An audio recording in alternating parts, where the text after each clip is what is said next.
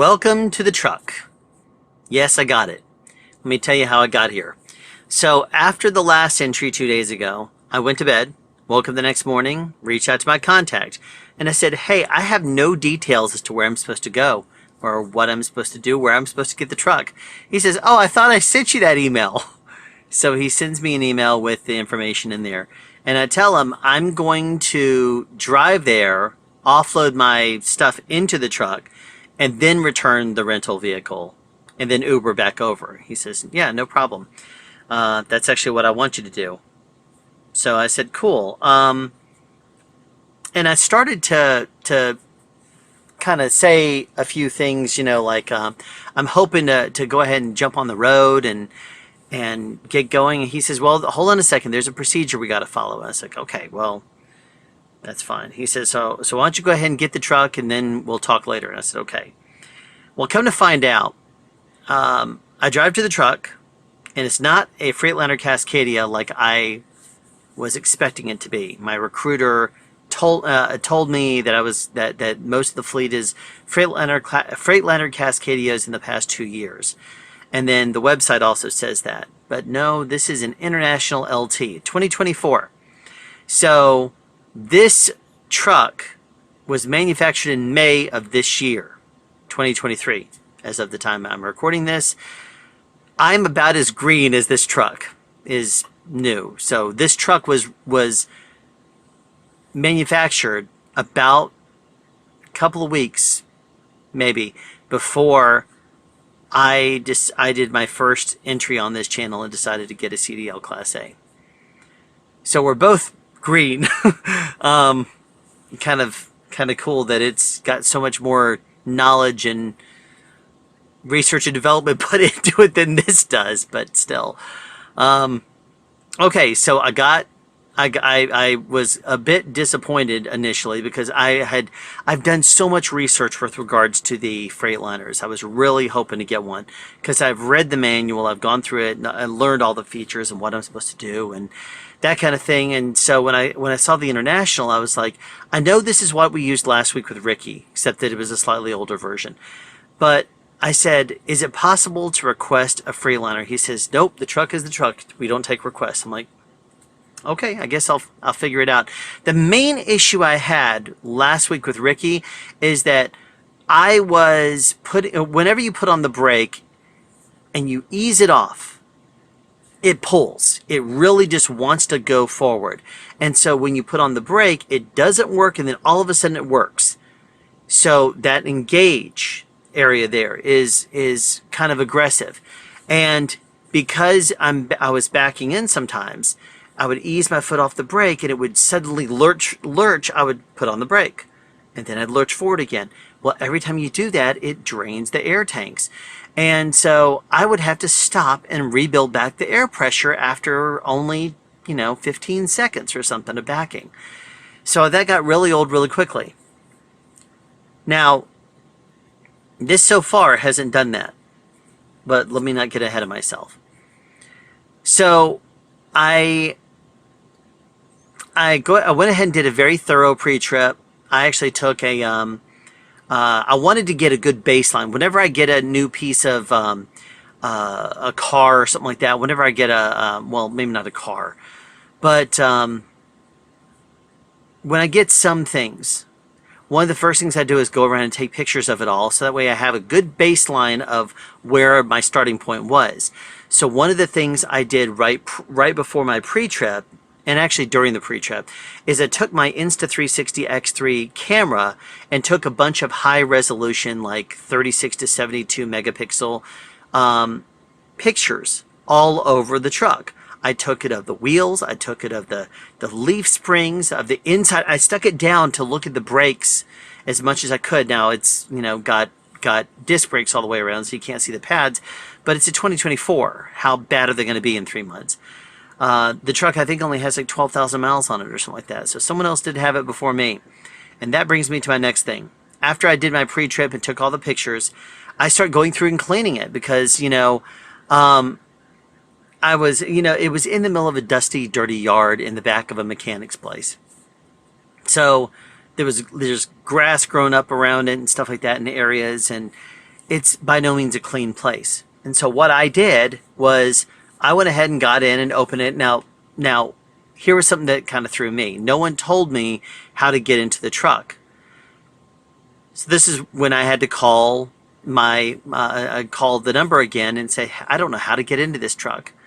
And he says, well, open the hood, look on the dipstick. I'm like, oh, well, that's great. Would have been nice if I would have known that before. But, hey, good to know. So I got inside, started checking it out. And one of the things I realized fairly quickly is that someone had left a cup, like a coffee cup or something like that in there from Pilot. So there were some bugs in here. And that did not make me very happy. So one of the first things I did was eradicate the bugs. So anytime I see one, I make sure that I eradicate it. All right. So I then, after I did my setup and cleaning everything like that, I come to realize that the DTLs, the driver team leaders, at least some of them are in training this week in Wisconsin, which is the main location of Schneider, which is based out of. And so I was a bit frustrated because I can't get any information on the phone with regards to where to go. And I asked at one point, so can I drive up to Atlanta and go ahead and get this thing going? And they said, oh no, you can't drive bobtail. We got to see if we can get you a truckload, so that way you can take it back up to Atlanta. All right. So I sit around and wait and wait and wait and wait and wait. So while I'm waiting, I decide I'm going to give a really thorough cleaning to this truck. So I start cleaning everything because that Pilot truck, the Pilot cup, how it kind of got some things dirty. I went ahead and cleaned everything I possibly could. I cleaned inside the fridge where there was some sticky stuff in there. Sticky stuff on random surfaces over here. It's in great condition for the most part, but for a new truck, it's got a lot of sticky places. It's got some weird gunk. And so I scrubbed all this off, kind of making it set up for me. Now, once I reached back out and I said, so do you have me a job yet? And he said, no, not yet. We're trying to figure out, we're trying to get you a load. So I called back later. And it goes to after hours support. Sorry, it's late. So they tell me that unfortunately it's after hours, so I'm probably not going to get a load until the following day. I said, well, put me in for as early as possible. And at that point, I try to get ready for bed. But I tell you, I had researched the Cascadia. I had not researched the International. So I did not realize that when you idle the truck to get the AC going, and it was 100 degrees yesterday, 115 with the heat index, so it was hot. And it sprinkled a little bit of rain throughout the day, just enough to make it a sauna. So that was great. If you idle the truck in neutral, after 5 minutes, it shuts down. I did not realize that the air conditioning system in the back of the sleeper has a thermostat on it. Now, Ricky told me last week it can maintain the temperature if you get it nice and cold. So normally you turn on the system back here when you're getting close to your end point. You just turn on the fans, drop the temperature or whatever, and then as soon as you stop, you push the little cycle buttons. That way the truck will turn on when the batteries start to get low. Well, I didn't realize there was a thermostat built onto the thing. I just know that there was the switch there for turning down the fan, or turning up the fan, and turning down the temperature. But there's a thermostat also. And came to find out later that it was set to like 78 degrees, so it was hot. All right, so what did I do? It was today, wasn't it? Jeez, long day. So I get a message first thing this morning as I'm starting to put some Rain-X and stuff on the windows. I get a call, say, hey, we got you a load. I'm like, cool. What is it? And he says, oh, we're sending it to you now. So he says, drop it off where it goes, and then pick up an empty there. I'm like, cool, no problem. All right, so it sounds like we're starting to move, right? Move the right direction. So I wait for a little while, and it doesn't come through for a bit. And then when it finally comes through, it has a notification that says you cannot. This client does not accept early, people early. So you got to show up on time, which is at 1:30 p.m. So I decided to go back to cleaning. I decided to do everything from the Rain-X and the dashboard cleaner, the dash cleaner. I forgot what the stuff is, but I have all these different products I brought from home, and I finished cleaning the truck. And since I am on the clock, I just decide that since I don't know much about this truck, I decide I'm going to read the manual.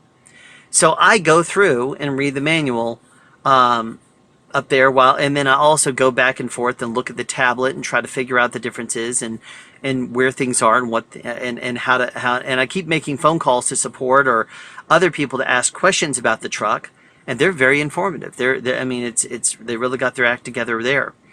So I know that the truck that the trailer rather that I'm supposed to pick up was actually in the yard where I was parked overnight, or where the truck was parked yesterday, not overnight, because I parked overnight at TA. And when I talked to him first thing this morning, my DTL or the DTL contact, he says, "Yeah, walk around the yard and see if you can find a trailer," and he tells me the number. And I said, "Well, I'm not there right now." He says, "Well, where are you?" I said, "I went to the TA truck stop around the corner because there is no water, there's no food, and there are no bathrooms there at that yard. And they close their doors at like 4 p.m. So I wanted to at least have some civilization there, so as opposed to being locked in this yard all night." So anyway, I had written down the 3 trailer numbers. And so he says, "Can you tell me let me know if the trailer's in there?" So I pull out my notepad and I say, "Yeah, that number's in there." I go back and I look it up, and all the trailers in there have seals on them. So he says, pick up an empty and go to this site. Well, I can't pick up an empty because I didn't have it, and that's when he sent me the job over. A little while later, he says, "Okay, one of those trailers, find the right one, hook up to it, and then go by this place that does tires." They basically, collect tires. So this trailer had apparently not been able to make a delivery last week, so it went over there to the yard. All right. Well, I wait, and then I head over there. It's 11.7 miles away, and at my hourly rate, that means I made about $5.50 for driving about, because most of it was on a very slow dirt road, back road where it goes up to the yard, and it was very slow. Then you get on the interstate only for a few miles, and then you get off and you take slow back roads. So it took me 35 minutes to get there. So at my hourly rate and stuff like that, I made $5.50. Booyah! So it's almost as bad as the rate I got last week. The idle pay, detention pay, whatever. Anytime you're not driving, you make $10 an hour. Not great, but it's better than some companies. All right. So when I get over there, I say, I look around. There's no Schneider trailer there that I could pick up. And I go on inside and I say, "Hey, they have 5 docks." And I say, "So you want me to pull up to one of them?" And he says, "Yeah, pull up to 3. So I said, "Okay." So it was very tight in there. There were like random vans and stuff like that. So pulling a Yui inside that lot, it was required me to go forward, backwards. And I tell you, I got in trouble a few times. I am so used to at this point driving the flatbed where you can't jackknife that I forgot I could do that. So, in this little bitty spot, I keep trying to turn. One car moves and then a van moves. I'm like, "Thank you. Finally, I can make this turn." Because they're basically like, if you can imagine all the dock entrances like this, and then there's a bunch of cars parked nearby, but then these were a couple of vans and cars over there. So I try to pull up here to make a U-turn and or at least position it, and I can't because the end of the truck is going to hit the trailers on the trailers on the other side. Well, so I start forward and backward, and I get out and look a bunch of times because at this point I don't trust anything. I'm not familiar with the turning radius on the International versus the Freightliner. I just don't trust it. I don't trust myself. So I get out and look a bunch of times, go a few feet, and then get out and look again. I think I must have gotten out and look about 8 times. Because I wanted to make sure I didn't hit those cars. And in retrospect, and even at the time, I was saying to myself, you're being a little crazy. You don't have to get out and look that many times, but I wanted to make sure. And so, anyway, finally backed up to the dock, and they were kind of slow to get going. And it mainly is because they had to clear out a whole bunch of tires that they already had there. And then I hand him the bill of lading that came from the bill of lading box, and they go through it, and he looks at it and says, "Oh, I wasn't ready for this today." And then the guys are like looking in at what this is. I brought apparently 945 Goodyear tires over there, or tires in general. So they're like, "Man, we're gonna have to offload this," and I felt for him. Anyway, they had to clear out a bunch of tires in order to make room for the tires that I brought. And all the staff members were busy except one guy. And so I went back in there after like half an hour just to see what the progress was. They hadn't even started to offload. And I'm like, "Hey, how's it going?" And he's like, "Oh, we're just getting ready to offload you now. We had to make room first." I'm like, "Okay." The average unload time listed on the tablet was 2 hours, 120 minutes. So I was expecting to be there for a bit. Annoyingly, they had a lot of other stuff that they were doing at the same time. So they would load up a truck that would have to leave, and when they'd be back one of their trucks, and they would have to throw tires in the back so it could take off. So it was a bit annoying waiting for all this stuff to happen, but I understand. 5 hours later, the 945 tires were offloaded. I closed up the back of the truck and started going through the paperwork. Now, another thing to keep in mind today is that it rained a little bit.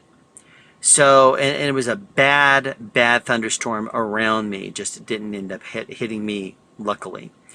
So, I start to hit the road. I start to go to the nearest truck stop. And I get there, and I see that there's trucks all over the place.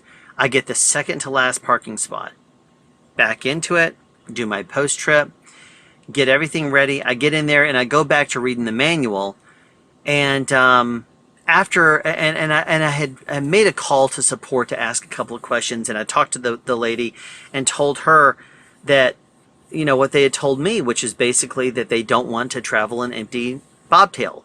And I got to get an empty trailer. Since I couldn't drop the trailer over there and pick up a trailer because they didn't have another trailer, I had for them to offload it in order to take that trailer. So I told her, this, and I said, all I'm trying to do is get up to Atlanta so I can jump on my dedicated run. That's all I want to do. And she was like, I'll put your NAT next available time down at I think 6 a.m. So I'll be getting up at 6 a.m. And that's like 6 hours from now. So I spoke with her and then went back to reading the manual. It was a long day because of everything I was doing. And then there's a knock on the door. Well, knock on the window. "You're in a reserved parking space." Really? I get out, and he's like, "You can either move or you can pay for the spot." And I'm like, "Okay, well, I'll move." And then I was like, you know what? It's been raining, and now it's like dark outside. I was like, you know what? I'm sure these spots are all clear, are all taken. So I don't want to end up driving around for my last hour and a half of hours of service and try to find something and then end up in that yard because it's the only place I can go, because I still have the access code. I don't want to end up in that yard overnight. So I say, you know what? I'll go ahead and pay for it. So I go inside, pay for the thing. And when I got out, I said, out of curiosity, where is the reserved? Where does it say reserved? And he looks around and he's like, it's down here someplace. It's just faded. Okay. What? All right. There was also another sign down there, but the sign was way down at the end. When I pulled in, I'm not going to see a little sign on a light post. You know. Anyway, not when it's behind me, at least. You know, because I drove in and it was back there to the right. All right. So I basically paid for the parking spot, and now I'm here. I have no assignment for tomorrow. I am waiting for a load to turn in the load or to drive the load up to Atlanta so that way I can drop that trailer and pick up my flatbed. Now, if you're wondering why I'm so tired, it's because last night was my first night in the truck. And without climate control, because I didn't realize that you could do climate control, I thought the fans just moved and stuff like that. I got burning up. It was so hot in this truck last night, and I was miserable the entire night. I kept tossing and turning. So I am tired now. I'm going to go ahead and go to bed now, but I hope that I will have an update next time I do one of these videos, because I would love nothing more than to jump up and head out, pick up a load and take it to Atlanta. I would love to be able to do that tomorrow. We will see if it happens.